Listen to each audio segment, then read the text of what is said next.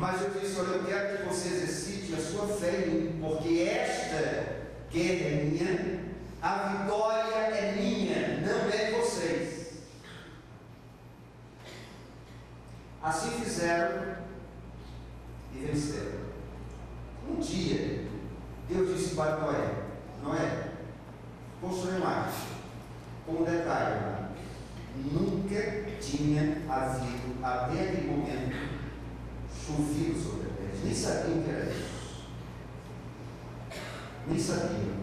Diz a Bíblia lá em Gênesis, logo no início, que subia o vapor da terra e regava toda a terra. Chuva jamais. E Noé, pela fé, Hebreus 11, passou 100 anos construindo uma arca, sendo zombado, sendo escarnecido, sendo ridicularizado. A cada prego que ele batia, ele perguntava: e aí, Noé, você não tem chuva? Você imagina um ano, 2, 10, 50, 80 e nada. E certamente naqueles 100 anos Noé também teve dúvida no seu coração se Deus isso vai dar certo. Que todos os dias Noé, amados, levantava os seus olhos para o céu e não via nada, nenhuma perspectiva de nada.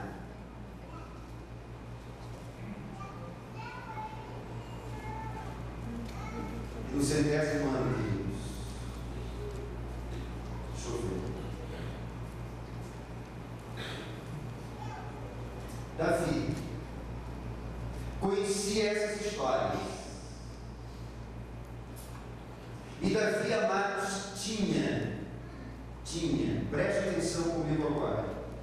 Davi tinha todo o dinheiro que era necessário para a construção de um santuário para a glória de Deus. E algumas perguntas desse texto eu quero tentar responder com você.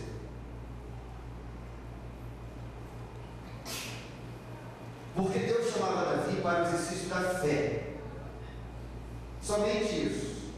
E é interessante que a primeira coisa, a primeira pergunta que eu faço nesse texto é esta: por que Araúna se colocou como alguém que iria dificultar a caminhada de Davi?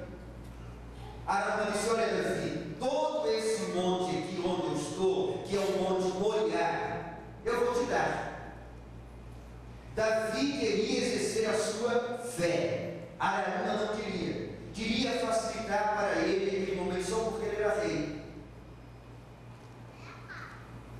E é interessante, queridos, que independentemente da posição que nós exercemos na vida, Deus quer que venhamos a exercitar a fé nos tempos difíceis que nós estamos a vivenciar.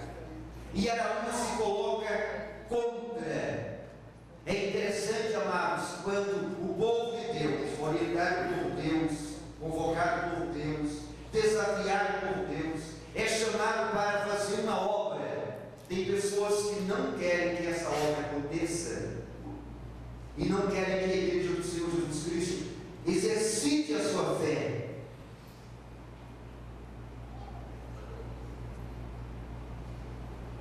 A semana passada eu estava na Igreja Batista Central da Serra,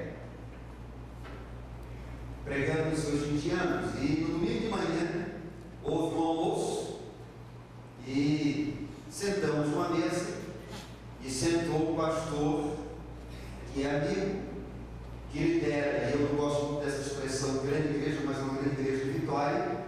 E quando ele sentou, a primeira pergunta que ele fez foi esta: como é que você consegue colocar tanta gente dentro daquela igreja? Como é que você está conseguindo fazer isso?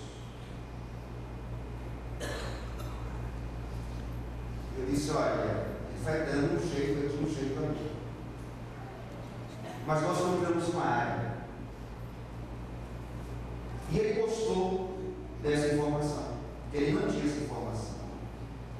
Queridos, nós somos chamados a exercer. E é interessante que quando nós colocamos para a igreja, no final, ou até o final do primeiro tempo, daqui a pouco eu vou te desafiar a viver isso, levantarmos a quantia de 180 mil reais. Eu percebo nos olhos de alguns o medo, a dúvida, mas são muitas das pessoas que dizem assim: pastor, nós vamos pagar esse terreno em menos tempo. Bom, eu só tenho uma maneira de pagar em menos tempo. É na base do desafio, é na base da oferta. Araúna colocava-se como um empecilho para Davi, o rei Davi, exercitar a sua fé. Diz assim: olha, eu te dou tudo isso. Não, eu não quero. Eu quero exercitar a minha fé, porque há sobre o povo de Israel uma ação de Deus que já matou 70 mil pessoas. Davi disse: olha, eu preciso exercitar a minha fé.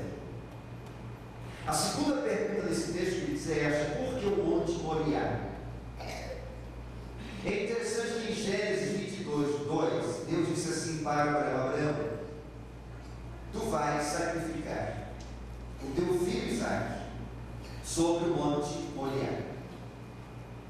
E Davi leu pela história que existe um padrão de Deus para sacrifício, para holocaustos e para ofertas. E esse padrão, ele não pode ser violado. E ele lembrou que naquele mesmo monte, há anos atrás, Abraão ofereceu algo que lhe custou e muito caro, que era oferecer o seu filho Isaque. Então, no Monte Moriá, apresentar algo para Deus não poderia ser algo dentro de um padrão humano. A sua oferta, ela tem que estar dentro do padrão de Deus. O seu sacrifício não pode ser um padrão humano, não pode ser, porque é algo que vai custar a você. Permitam-me voltar a uma parte da história da minha vida com a minha família. No dia 29 de abril de 1994, às 9 horas da noite, eu chegava em frente a essa igreja para conversar e para conhecer a primeira igreja batista de Corapaí.